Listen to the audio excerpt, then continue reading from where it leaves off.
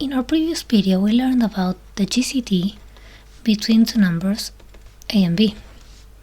We were writing this number as a 2 dots b.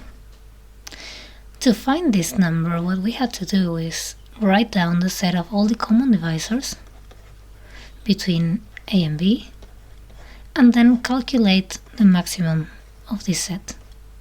And this was a very complicated job. So in this video, what we're gonna do is introduce an algorithm presented by Euclid called the Euclid's algorithm. This one will allow us to find the maximum of this set and so find the greatest common divisor between two numbers. Before introducing the algorithm, we're going to take a look at a proposition. This is that we take two integers a and b, not both 0, and we take another integer k. Then the common divisor between a and b is the common divisor as b and a minus k times b. These sets are both the same. So in particular, for every k integer, we're going to have that the greatest common divisor between a and b will be the same as the greatest common divisor between b and a minus k times b. In particular, we saw in a previous video that there exists a k such that we can write the remainder of the division of a with b as a minus an integer k times b. So then what we get is that the greatest common divisor between a and b is the same as the greatest common divisor between b and this remainder. And this is what Euclid's algorithm tells us. It helps us using this proposition to find the greatest common divisor between two numbers. Let's prove this theorem. We saw in previous videos that if a number d divided a and divided b, then this number d would divide a minus k times b. We also saw that if this number d divides b and d divides a minus k times b, then this number d would divide a. So what we're gonna do is we have to check that these two sets are the same. So to do this, what we're gonna be doing is we take d, an element of the common divisors between a and b, and now if d belongs here, this means that d divides a and d divides b. And what we just saw is that d will divide b because it divides him, and d will divide a minus k times b. But if d divides b and d divides a minus k times b, then this means that d is an element in the set of the common divisors between b and a minus k times b. And this is exactly what we were trying to prove. Let's go ahead and check the Euclid's algorithm. Euclid was a Greek mathematician who lived approximately from 325 to 265 before Christ. And in his book called The Elements, he introduced what he called Euclid's algorithm. Before I show you the theorem, Euclid's algorithm, I want to do an example. So let's say we want to calculate the greatest common divisor between 120 and minus 84. Then this greatest common divisor will be the same one as calculating the one between 120 and 84, positive. For this, let's use the proposition we just proved. We can write 120 as 1 times 84 plus 36. This means with the proposition that the greatest common divisor between 120 and 84 is the same one as the greatest common divisor between 84 and 36, because 36 is the remainder in the division. We can write 84 as 2 times 36 plus 12. So with the proposition, we can write this greatest common divisor between 84 and 36 as the greatest common divisor between 36 and 12. Now 36 is 3 times 12 plus 0. So the greatest common divisor between 36 and 12 is the same one as between 12 and 0. But the greatest common divisor between 12 and 0 is 12. Then with this chain of equalities, we get that the greatest common divisor between 120 and 84 is 12. And this is the same one as the greatest common divisor between 120 and minus 84, which is the one we wanted to calculate in the first place. Euclid's algorithm says that given a and b, two non-zero integers, then there will always exist some natural number L, such that in a finite sequence of L plus 1 divisions, these divisions will be, we can write A as some integer k1 times b plus a remainder. Then b will be k2 times a remainder r1 plus r2. And so on. When we write this L times, are gonna get that the remainder rl minus 2 is equal some integer kl times the remainder rl minus 1 plus rl. And then we do this one more time and we get that the rl minus 1 is some integer kl plus 1 times the last remainder rl plus l plus 1. And we do this until we get the first remainder rl plus 1 equals 0. So this number here would be 0. And when we get this, then we know that the greatest common divisor between a and b will be rl, the least non-zero remainder. So we got to this step and we got the remainder 0. Then we know that the remainder in our last step is the greatest common divisor between a and b.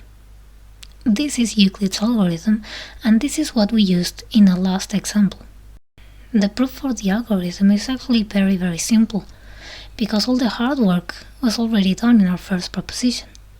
So it's clear that L is finite, and that is because the absolute value of t will be greater than r1, which is greater than r2, and so on, greater than 0. So we have, this is a finite number, the absolute value of t, and then the steps will be finite because every time we're getting a smaller and smaller remainder. But these reminders have to stay greater than 0. So L is finite. Now, when we get to rl plus 1 equals to 0, then with the proposition we already proved, we know that the greatest common divisor between a and b is the greatest common divisor between b and r1, the same one as the greatest common divisor between r1 and r2, and so on, until we get the greatest common divisor between rl and rl plus 1, which is 0. And this greatest common divisor, using the properties we saw in a previous video, is rl. And we got the theorem we wanted to prove. Let's now have a look at a non-trivial application of Euclid's algorithm. What we're going to do is take a natural number that is not 1 and is not 0, and two natural numbers m and n.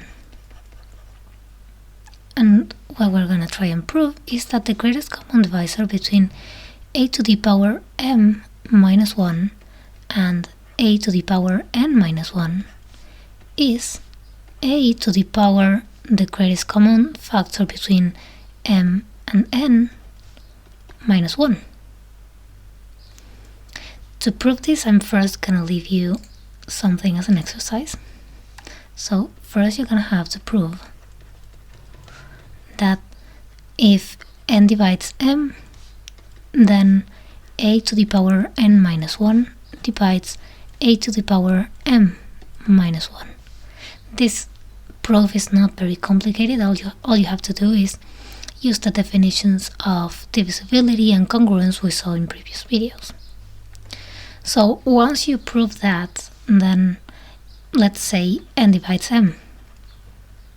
Then there exists an integer k such that m equals k times n plus r, with r a number that's between 0 and n. So we can write a to the power m minus 1 as a to the power as m equals k times n plus r. It's a to the power kn plus r minus 1. And what I'm gonna do here is I'm gonna add and subtract a to the power r. I can do this because this number right here is 0. So now taking common factor a to the power r, I get from here a to the power k times n minus from this number here minus 1. And this is plus the other two numbers I didn't write, a to the power r minus 1. Now n divides k times n, and so using this thing you had to prove, we get that a to the n minus 1 divides a to the power k times n minus 1. We also have that 0 is smaller than or equal to a to the r minus 1, and this will be smaller than or equal to a to the power n minus 1. And because we had that r was between 0 and n, and a was not 0, then a to the power r minus 1 is the remainder of dividing a to the power m minus 1 with a to the power n minus 1.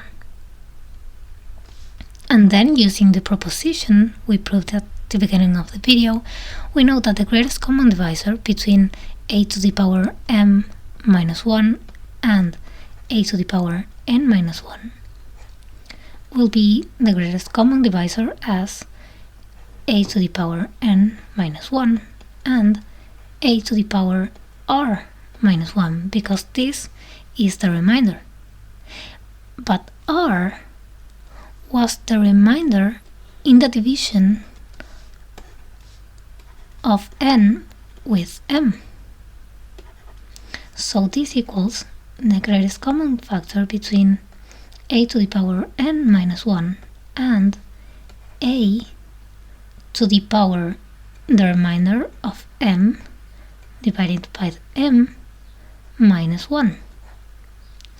And if we continue doing this, then after l plus 1 steps, what we're gonna have is a to the power l minus 1 will equal a to the power the greatest common factor between m and m minus 1.